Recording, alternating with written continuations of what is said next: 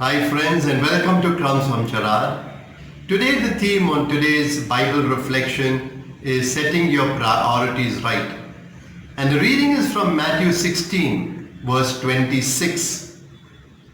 What will it profit a man if he gains the whole world and forfeits his life?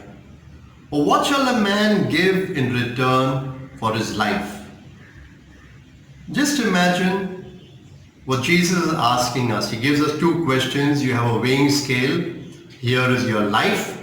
And here is, you are the richest person, richer than all the rich people on the Forbes list. So here this goes down and your life goes up. You are more powerful than all the heads of states.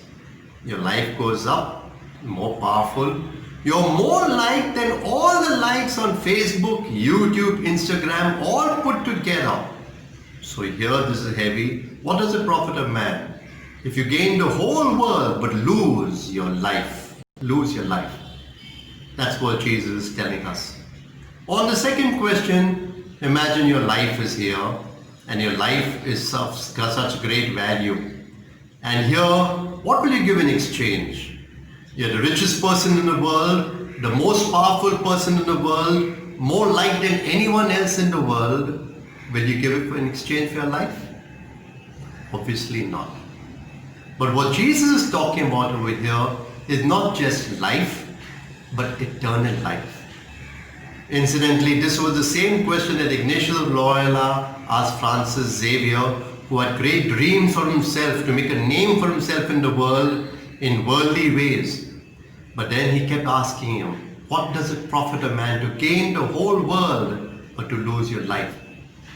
It is the same thing the devil put before Jesus in the temptations. He took him up on a high mountain and showed him all the glory and the kingdoms of the world and said, I will give you all these if you bow down before me. And Jesus said, you shall worship the Lord your God, and him alone will you serve. Jesus set his priorities right. We are told of a management firm that was hired by a business undertaking to check and see why the business was going into losses.